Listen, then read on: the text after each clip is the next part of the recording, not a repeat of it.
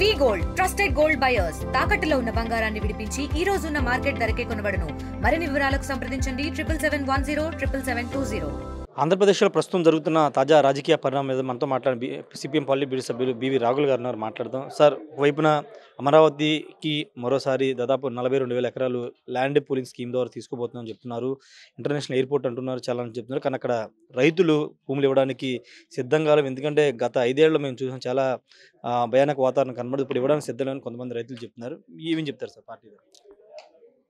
వాస్తవంగా అక్కడ రాజధాని నిర్మాణం కాదు జరుగుతుంది, అక్కడ భూదందా జరుగుతుంది. రాజధాని నిర్మాణానికి హైదరాబాద్లో 300 ఎకరాల్లో రాజధాని ఉంది.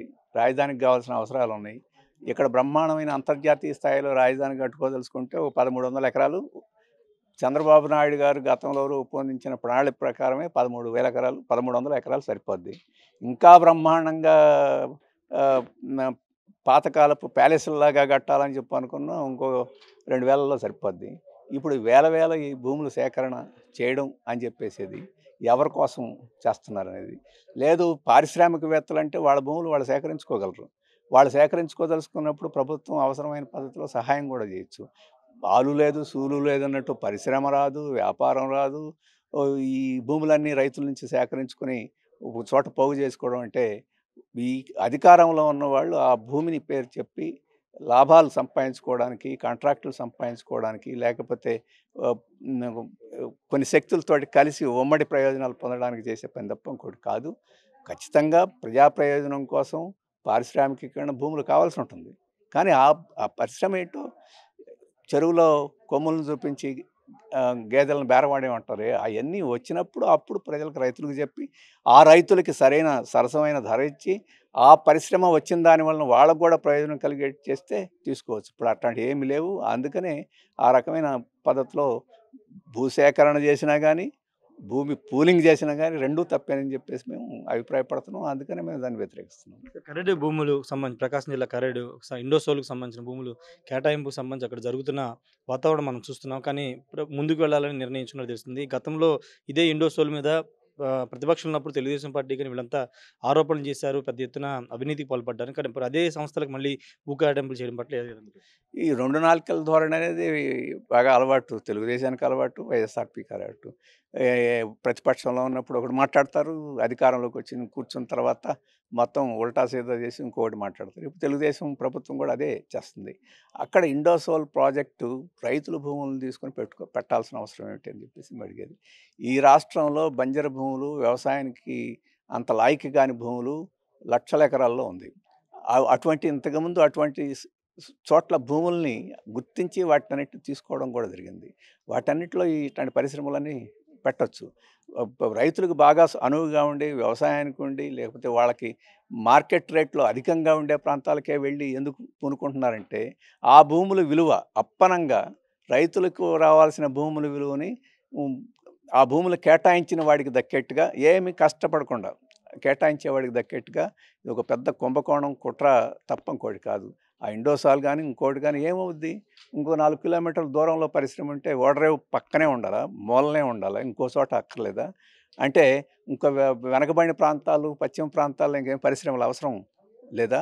అందుకని ఈ ధోరణి ప్రజల ఉపయోగం కోసం అభివృద్ధి కాకుండా వాళ్ళ యొక్క పంచనుండే స్నేహితుల అభివృద్ధి కోసం ఈ పారిశ్రామికీకరణగా జరుగుతుంది. ఇండోసోల్ కూడా అటువంటి భాగమే. అక్కడ మొత్తం రైతాంగం అంతా వ్యతిరేకిస్తున్నప్పుడు ఆ భూమిని ఎందుకు తీసుకోవాలి? దానికి దగ్గరలో రామాయపట్నం ఆ ప్రాంతంలో చూస్తే చాలా భూములు ఉన్నాయి, పంటలు పండని భూములు ఉన్నాయి, రైతులు వాళ్ళకి సరసమైన ధరిస్తే ఇచ్చే భూములు ఉన్నాయి. వాటన్నిటి జోలికి పోకుండా అక్కడ ఆ రకంగా చేయడం అని చెప్పేసి అది న్యాయం కాదు. వాళ్ళు రెసిస్ట్ చేస్తున్నారు.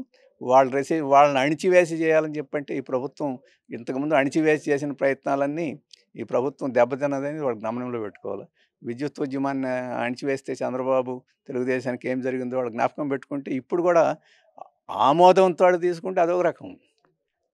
ఇక్కడ ఆమోదంతో తీసుకోవడానికి ప్రయత్నం చేశానన్నాడు అమరావతిలో. అమరావతి కట్టకముందే పోయాడు. ఇప్పుడు ఈయన కట్టనని ఈయన పోయాడు. రేపు ఈ రకంగా ప్రజలను అణిచివేసిన వాడు ఎవరు అధికారంలో లేరు.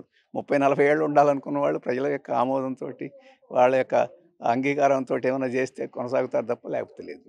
పొలిటికల్‌గా చూస్తే రాజకీయ పార్టీలు ఒకళ్ళ మీద ఒకళ్ళు విమర్శలు చేసుకొని ముఖ్యంగా వైసీపీ మేము తిరిగి అధికారంలోకి వస్తే ఎవరైతే ఈ కేసులు పెట్టారో వాళ్ళని రప్పా రప్పా నరుకుతామంటూ ప్రతి నాయకుడు మాట్లాడుతున్నారు. మరోవైపు కూటమి నేతలు మాట్లాడుతారు. అసలు వైసీపీ మరోసారి అధికారంలోకి ఎలా వస్తుందో మేము చూస్తాం రానివ్వనని వాళ్ళు మాట్లాడుతున్నారు. వైసీపీ మాట్లాడేది తెలుగుదేశానికి ఉపయోగపడుతుంది, తెలుగుదేశం మాట్లాడేది వాళ్ళిద్దరు పరస్పరం. ఎందుకంటే ఇద్దరు ప్రజా సమస్యలు మాట్లాడకుండా తప్పించుకోవడానికి బాగా పనికొస్తుంది. అందుకని లోకేష్ గారిని వాళ్ళు విమర్శిస్తే, అలాగే జగన్ గారిని వీళ్ళు తెగనాడితే, ఇంకొక ఆయన ఇవాళ పేపర్లో ఎక్కడో వచ్చింది, ఆయన కూడా మాట్లాడని చెప్పేసి వచ్చింది. వీళ్ళందరూ ఇవన్నీ పరస్పరం దూషించుకోవడం, పరస్పరం తిట్టుకోవడం అనేది జనరల్గా మనం తిట్టుకునే వాళ్ళని మనం రోడ్డు పక్కన నుండి చూసి కొంత ఆసక్తిగా చూస్తుంటాం. అట్లాంటి ఈ ఈ తిట్టుడు పురాణాన్ని మనకు కొంత ఆసక్తిగా కనిపించింది. కానీ నష్టం జరిగేది ఏంటంటే నిజమైన ప్రజల సమస్యల మీద చర్చ జరగకుండా, వాటి సరైన పరిష్కారాలను కనిపెట్టేదానికి అవకాశం లేకుండా ఈ 5 ఏళ్ళు గడిచిపోయే పరిస్థితి ఉంది. ఇప్పటికే అట్లాంటిది ఒక సంవత్సరం అయిపోతుంది. ఈ 4 ఏళ్ళు కూడా ఈ దుస్థితే ఉంటుందని చెప్పేసి ఆ రకంగా రాష్ట్రంలో ఈ రాష్ట్రం మనం విడిపోయిన తర్వాత ప్రత్యేకమైన కేంద్రీకరణ చేసి అభివృద్ధి చేస్తారని ఆశపడ్డారు రాష్ట్రం విడిపోయిన తర్వాత. కానీ అప్పుడు 20 ఏళ్ళు వెనకబడిపోయింది అనుకున్నాం, ఇప్పుడు 30 ఏళ్ళు వెనకబడిపోయింది. ఆ రకంగా అన్ని రాష్ట్రాల కన్నా మనం వెనకబడిన స్థితికి ఉండటానికి ఇప్పుడు ఈ రాజకీయాల తిట్ల పురాణాలే ఒక ప్రధానమైన కారణం. ఫైనల్‌గా ఇంతకుముందు అడిగాను మిమ్మల్ని. పవన్ కళ్యాణ్ హిందీ భాష గురించి చేసిన వ్యాఖ్యలు, ఆయన గతంలో 2019 ఎన్నికల ముందు మీతో కూడా పొత్తుపెట్టిన వామపక్ష పార్టీలతో. అప్పుడు కూడా చెప్పారు హిందీ భాష మీద మా మీద బలవంతంగా రుద్దొద్దని ఆ రోజు మాట్లాడారు. కానీ ఈరోజు హిందీ భాష పెద్దమ్మ లాంటిది. ఖచ్చితంగా ప్రతి ఒక్కరు చదవాల్సిన అవసరం, నేర్చుకోవాల్సిన అవసరం ఉందని చెప్తున్నారు. ఇప్పుడు అవకాశవాదానికి ఇంతకుముందు కూడా చాలామంది ఉన్నారు ప్రతినిధులు. ఇప్పుడు ఈ రాష్ట్రంలో అవకాశవాదానికి ప్రతినిధిగా ఉండాలంటే పవన్ కళ్యాణే సూటబుల్. ఇంకా ఆయనకన్నా మించిన లేదు. ఆయన వామపక్షాలతో కలిసినప్పుడు ఏం చెప్పాడు, సినిమా రంగంలో ఉన్నప్పుడు ఎటువంటి పాత్రలను వేశాడు, ఇప్పుడు ఎన్నికలైన తర్వాత బీజేపీ పంచం చేరిన తర్వాత దుస్తులు ఏ రకంగా మారిపోయినాయి, మాటలు ఏ రకంగా మారిపోయినాయి, వేషం ఏ రకంగా మారిపోయింది చూస్తే సినిమాల్లో వేషాలు మార్చడం మనం చూస్తాం. నిజ జీవితంలో కూడా వేషాలు మార్చే వాళ్ళని కూడా చూసాం. ఇంత ఎక్కువగా మార్చిన వాళ్ళని చూడలేదు. అందుకని అభిప్రాయాలే సమస్య కాదు. హిందీ విషయం కూడా అంతే.